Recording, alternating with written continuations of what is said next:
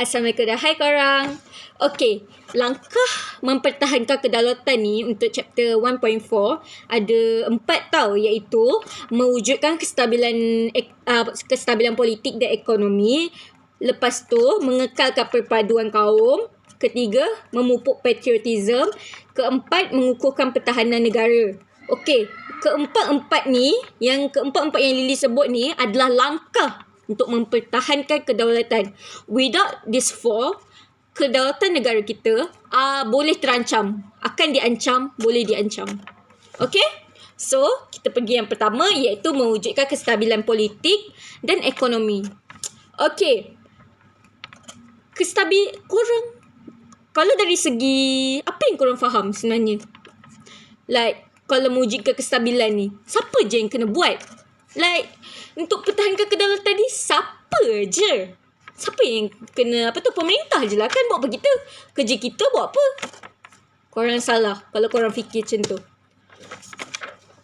Rakyat and pemerintah kena sama-sama membuat keempat-empat ni untuk mempertahankan kedaulatan. Kalau pemerintah bagi mewujudkan kestabilan politik dan ekonomi, dan kemakmuran ekonomi, pemerintah perlu memastikan pentadbiran dilakukan dengan cekap. Like basically mean menteri ni buat benda ni. Ni je, fokus ni je, tak ada fokus benda lain. So dia punya tak adalah macam berterabu and everything. So pentadbiran kita cekap, smooth je. Smooth like butter. Okay, and then kedua, pemerintah harus memastikan amalan rasuah dijauhkan. Jangan. Like, korang tahu tak rasuah ni macam mana? Like, okay, contoh. Lily bayar cikgu Lily 500 untuk dapat straight A. Lily dapat straight A sebab Lily bayar cikgu and cikgu terima. Lily pemberi rasuah, cikgu penerima rasuah. Akibat dia siapa tanggung? Budak-budak lain, rakan sekelas Lily yang belajar bersungguh-sungguh tapi tak dapat straight A. Adil tak? Tak adil kan? Sebab tu pemerintah harus memastikan rasuah ni dicegah. Tak mengambil rasuah supaya tak ada orang ditindas. Okay? And then ketiga, pemimpin harus memastikan sumber negara meaning ekonomi lah. Like, ekonomi negara dibahagikan sama rata untuk setiap kaum. Tak ada kaum lebih, tak ada kaum kurang. So, semua sama. And then yang keempat, pemerintah harus memastikan mereka melaksanakan undang-undang berdasarkan perlembagaan sorry. Okay. Sekarang kita pergi kepada rakyat. Okey, rakyat dia harus setia kepada raja dan pemerintah. Kepada raja dan negara. Like, korang tahu kan, kepercayaan yang rukun negara, kepercayaan kepada Tuhan, kesetiaan kepada raja dan negara. Kenapa kita kena setia? Like, kalau kita tak setia kepada raja dan negara kita, orang luar senang-senang je pengaruh otak kita untuk betray our country. Kita tak nak kan kedaulatan kita tak diancam, kita tak nak kan orang luar huru-harakan negara kita, tak nak kan. So kita kena setia kepada negara kita sebab kita kita bangsa Malaysia, pandai. And then rakyat dia harus menyokong usaha dan dasar kerajaan tau. Contohnya kerajaan dia buat dekad membaca bagi melahirkan masyarakat yang suka membaca. So, kita as rakyat harus menyokong dan melakukan aktiviti membaca ni agar satu hari nanti kita dapat melahirkan masyarakat yang suka membaca, like 100% everyone suka membaca. Okay, after that, rakyat harus bekerjasama dengan kaum yang lain. Like, tak boleh Melayu dengan Melayu je, India dengan India je, Cina dengan Cina je, lepas tu kaum ni dengan kaum ni je. Cannot. Like, dalam satu kumpulan tu kena ada Melayu, kena ada Cina, kena ada India, kena ada kaum lain-lain. Faham kan? Like kita kena bekerjasama. And then rakyat dia kena patuh undang-undang yang dibuat. Yelah, kalau ada undang-undang, kenalah ikut. Setiap undang-undang dibuat ada functionnya. Okay? Okay, yang kedua adalah mengekalkan ekonomi. Mengekalkan perpaduan kaum. Mengekalkan perpaduan kaum.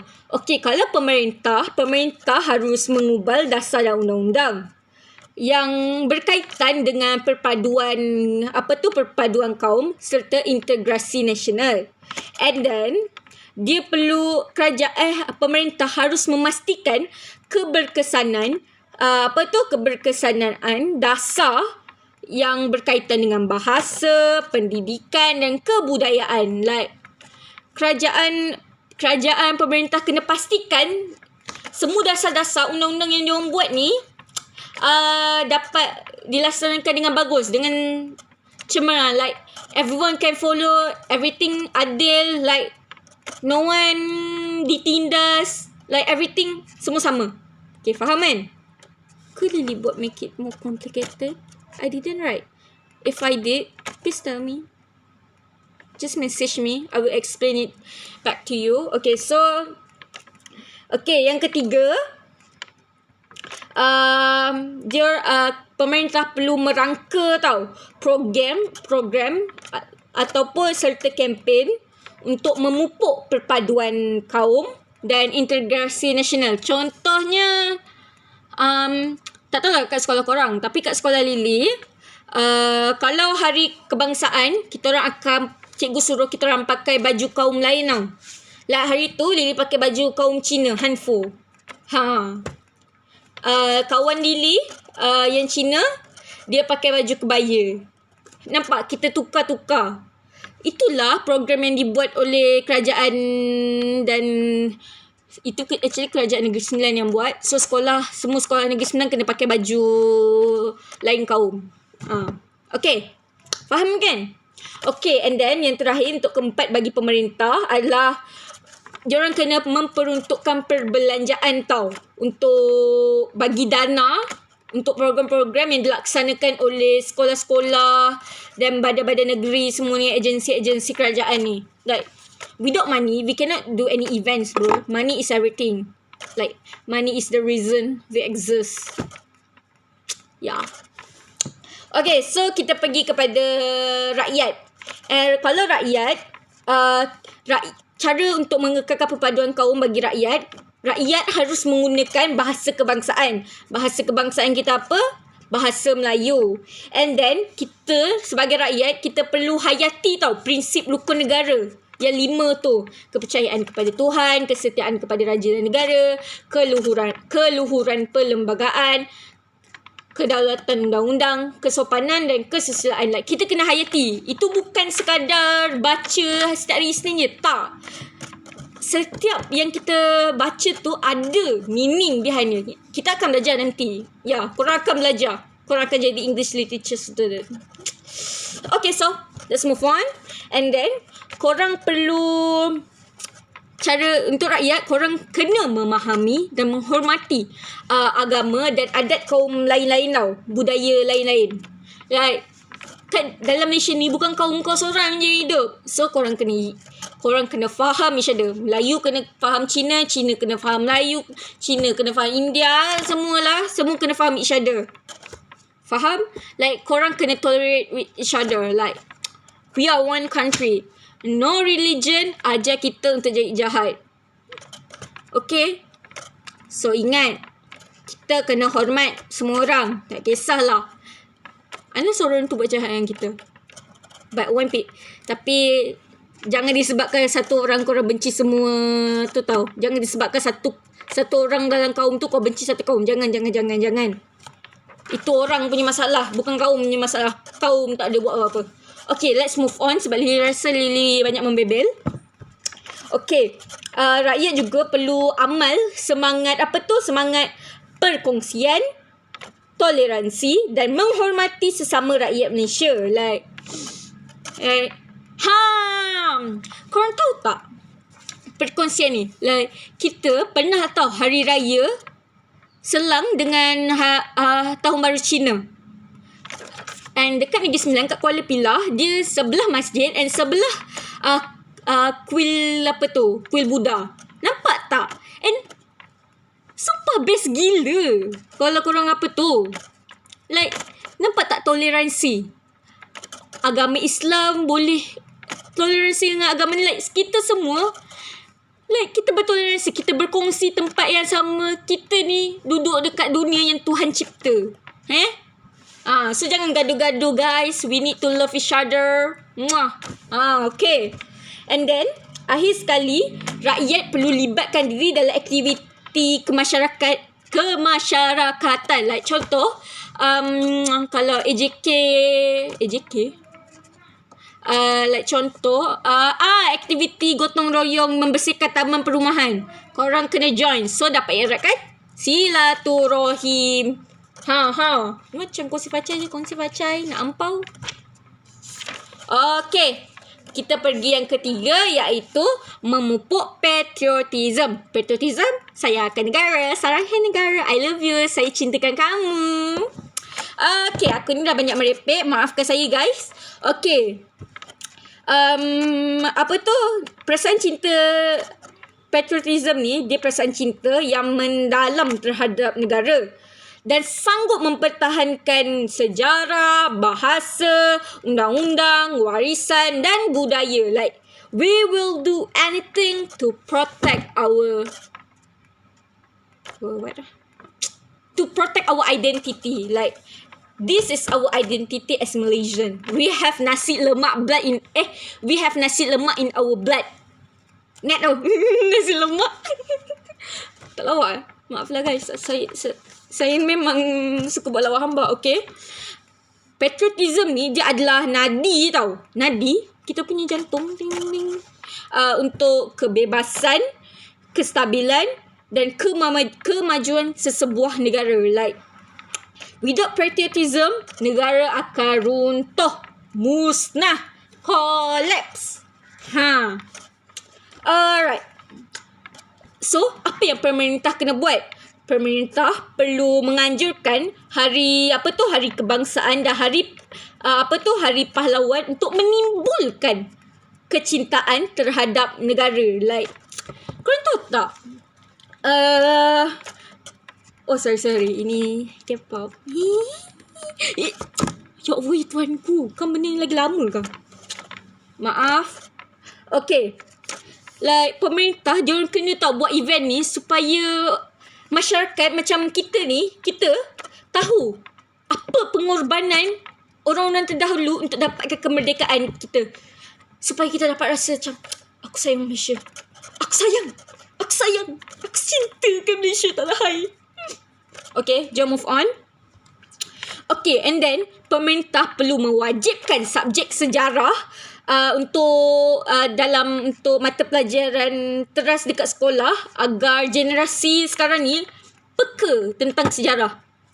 Okay, Lily banyaklah tengok dekat TikTok, ramai orang kata yang sejarah ni tak ada function sebab kita takkan guna sejarah in real life.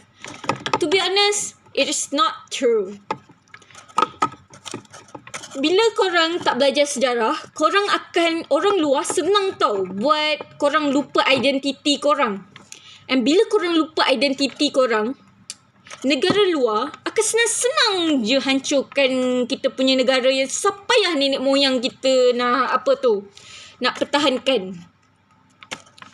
So kita kena tanamkan perasaan patriotism tu agar tak ada siapa-siapa dapat kacau lah negara kita. Sejarah ni penting agar kita tahu asal-usul kita, siapa kita. Lily memang suka sejarah sebab Lily dapat connect diri Lily dengan orang yang terdahulu. Okay? Sebab kita tak nak lalui benda yang orang terdahulu lalui tau. Lily ada adik bongsu, dia umur 3 tahun dan Lily tak nak dia hidup dalam peperangan. Korang tak nak kan hidup dalam peperangan. Korang dah penat-penat study, tiba-tiba nak perang. So, korang kena pertahankanlah kedaulatan kita, so negara kita tak siapa berani kacau. Okay? Aku dah banyak merepek. So kita let's move on. And then pemerintah dia harus menganjurkan kempen tau. Kempen dan menerbitkan filem atau rencana. Rencana ni adalah macam rencana. Dia macam perata akhbar lah. Surat rencana. Korang belajar lah dalam bahasa Melayu tu. Rencana. Untuk memupuk patriotism melalui pelbagai media. Like, kalau daripada macam yang bertulis ni, mak bapak kita baca. Sebab kita selalu baca online kan. So, kalau mak bapak kita baca daripada menulis, so generasi dulu tahu. Kita pula tahu daripada social media. So, generasi sekarang tahu. So, generasi tua dan generasi muda kita semua tahu pasal sejarah kita, pasal identiti kita. Kita tahu pasal, pasal semua benda ni. So, tak ada siapa boleh menipu kita. Orang luar tak boleh tipu kita. Okay, and then, pemerintah perlu bagi pengiktirafan tau kepada rakyat yang berjasa kepada negara dengan mengabdikan nama mereka pada bangunan dan jalan. Contoh,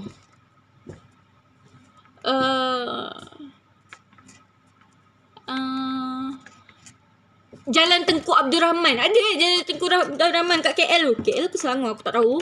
Ya. Tengku Abdul Rahman, dia pergi dia ulang-alik ke London walaupun tak ada duit untuk dapat kemerdekaan kita. Dia berjasa kepada negara kita untuk dapat kepada kita untuk mendapatkan kemerdekaan. Nampak? So, apa yang buat pemerintah memberikan satu jalan, nama jalan kepada beliau. Atas nama beliau. Alright. So, kita pergi kepada rakyat. Sebab pemerintah habis. Okay, kalau rakyat, kita harus hormat tau jalur gemilang, jatah negara dan lagu negaraku. Like, jalur gemilang, jatah negara, lagu negaraku tu, identiti kita tau. Itu lambang kita dah merdeka. Like, kalau kita tak hormat, maksudnya kita tak hargai kemerdekaan yang kemerdekaan yang susah-susah je nenek moyang kita cuba dapatkan. Okay? Sorry, dah sakit dah ni. Okay, and then rakyat je perlu hargai tau tokoh-tokoh tokoh-tokoh yang memperjuangkan kemerdekaan negara. Okay, paling senang korang mesti tahu Mat Kilau kan. Nampak tak Mat Kilau? Berapa banyak je cuba lawan lawan British masa dia pergi datang kat Pahang. Ya. Korang kena hargai tau. Bukan senang. Korang bayangkan Mat Kilau je tukar nama dia berkali-kali supaya British tak jejak dia. Tak dapat jejak dia. Dia sanggup tau tinggalkan keluarga dia supaya keluarga dia tak kena seksa sebab nak cuba bertahan. So korang, aku nak nangis lah pula sebab aku tengah terfikir tau apa. Sebab nak dapat kemerdekaan untuk kita, untuk Lily hidup senang, untuk Lily pergi buat apa-apa je. Dia ada orang terpaksa korbankan keluarga dia orang, korbankan masa dia orang terpaksa tinggalkan keluarga dia orang untuk dapat kemerdekaan. So korang kena hargai tokoh-tokoh tau. Aku ni aku senang nangis. Sorry guys, I'm on my period, so that's why I'm being emotional. Why am I telling you guys this? Okay, whatever. And then kita perlu, rakyat harus menyanjungi tau dan hargai adat adat dan warisan negara kita. Like, this is our heritage, this is our identity, this is our story. Kita jangan sangat ikut barat. Yes, I know korang suka korang suka tengok K-pop. Lily pun suka K-pop. Tapi korang janganlah sampai korang lupa siapa korang. Kalau korang kaum Melayu, korang jangan lupa adat Melayu. Kalau korang kaum Cina, jangan lupa adat orang Cina. Jangan lupa diri. Itu je. Tak kisah korang suka apa-apa pun, itu hak korang, minat korang. Tapi jangan lupa siapa diri kau. Okay? And okay, apa lagi? And then kita perlu Apa rakyat perlu buat? Rakyat perlu lakar kejayaan dalam pendidikan, sukan dan ekonomi. Like bidang pendidikan. Pendidikan siapa ya? Korang tahu tak Dr. Emelina? Yang doktor sekarang dia dah bekerja dekat luar negara lah. Orang dekat luar negara sumpah tabik gila dekat Dr. Amalina sebab dia memang doktor pandai gila. Nampak? Dr. Amalina, dia dah banggakan nama Malaysia ni dari segi pendidikan, daripada segi intelektual dia. Okay, and then kalau sukan, siapa sukan? Sukan. Kenapa aku tak boleh fikir nama atlet ni? Lee Chong Wei. Lee Chong Wei paling senang aku boleh fikir. Lee Chong Wei mengharumkan nama Malaysia. Berapa banyak tahun dia pertahankan dia punya champion tu. Nampak tak? So, korang kena ikut tau. Kalau ekonomi siapa? Ekonomi. Alamak, aku bukan budak ekonomi. Kalau aku cakap Khairul Amin boleh tak? Tapi Khairul Amin, boleh lah Khairul Amin. Contoh je, tapi I tak rasa Khairul Amin popular kat luar negara. But I don't know. But yeah, nampak tak? Diorang semua cuba mengharumkan nama Malaysia tau. Like, diorang pergi sana, lebar ke sayap diorang. Dan nama Malaysia, dan diorang bawa nama Malaysia tu dalam hati. Sebab apa? Diorang tak lupa identiti diorang. Pergi mana-mana lah pun, korang pergilah kutub utara, kutub selatan, korang tetap anak Malaysia. Okay? Okay, kita dah habis untuk memupuk patriotism untuk pemerintah dan rakyat. Kita pergi yang terakhir. Finally guys, mengukuhkan pertahanan negara. Okay, why? Untuk protect lah daripada ancaman musuh. Kau fikir tak ada ke negara yang cuba attack kita? Sebenarnya ada je. Kau cubalah orang Sulu tu je nak attack Sabah. Korang asam Jawa, kau nak ambil Sabah. Kau tumbuk kau. Aku ada banyak kawan dari Sabah tau. Kau jangan ambil kawan-kawan aku. Kan aku nak pergi sana, pergi pakai pasport. Memang kena pakai pasport aku nak masuk. Tapi don't take you Sulu, don't you berani ambil kawan-kawan I dekat Sabah tu. Aku lempang kau. Kau jangan. Pengang. Okay.